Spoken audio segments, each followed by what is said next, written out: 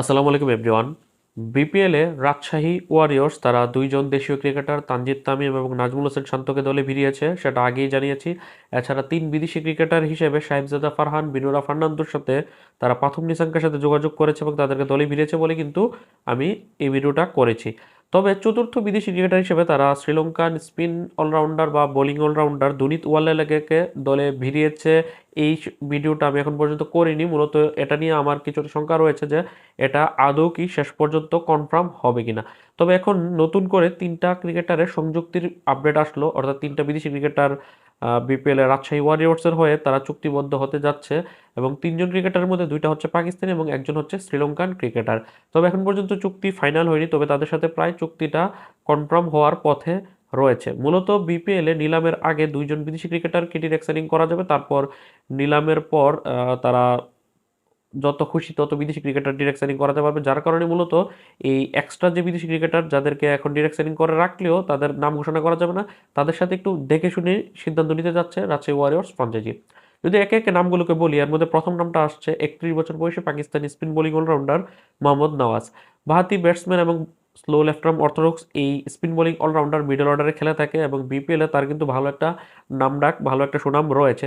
2019 আসরে সে খেলেছিল সিলেট স্ট্রাইকার্সের হয়ে, 2020 আসরে রংপুর রেঞ্জার্স, 2023 আসরে রংপুর রাইডার্স এবং সবশেষ দুই আসর 2024 এবং 25 আসরে খেলেছে খুলনা টাইগার্সের হয়ে। এবং বিপিএলে তার কিন্তু রেকর্ডটাও মোটামুটি ভালো, 31 ম্যাচ খেলে 497 রান করেছে, 29 ওভারেজ এবং 145 স্ট্রাইক রেটে, এবং বল হাতেও 28 উইকেট শিকার করেছে মাত্র 7.12 ইকোনমি রেটে।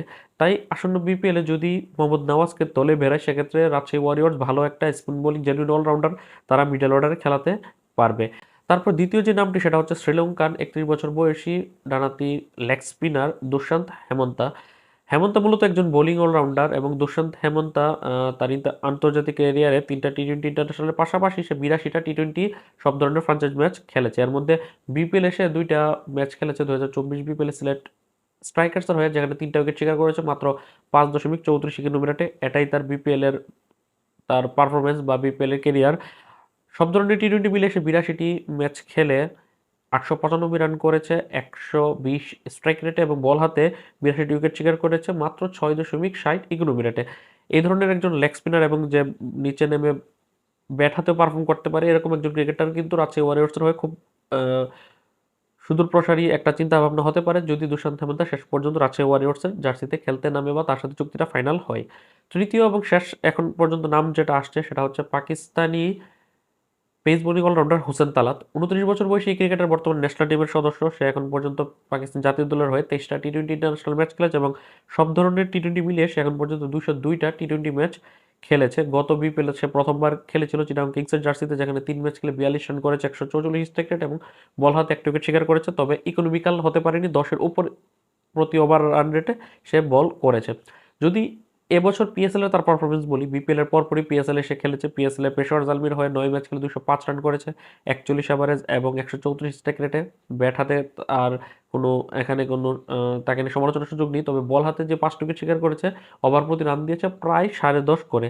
তাই তার এই ওভার প্রতি রান দেওয়াটা আসলে ভোগাতে পারে রাজশাহী ওয়ারিয়র্সকে, যদি রাজশাহী ওয়ারিয়র্স তাকে দলে আনে এবং তাকে জেনুইন অলরাউন্ডার হিসেবে খেলাতে যায়। সেক্ষেত্রে তার উপর ভরসা রাখতে হবে একজন ব্যাটিং অলরাউন্ডার যে পার্ট টাইম বল করতে পারে, তাহলে হয়তো বা হোসেন তালাত ইফেক্টিভ হতে পারে বিপিএল এর রাজশাহী ওয়ারিয়র্সের হয়ে।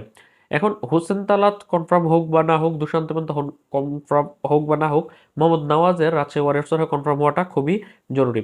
যতটুকু গুঞ্জন বা আপডেট রয়েছে যে এই তিনজনের সাথে ফাইনাল চুক্তি সম্পাদন করবে রাজশাহী ওয়ারিয়র্স ফ্রাঞ্চাইজি, তো দেখার বিষয় শেষ পর্যন্ত তারা তিনজনই কি আসন্ন বিপিএল এ রাজশাহী ওয়ারিয়র্সের জার্সিতে খেলবে কিনা।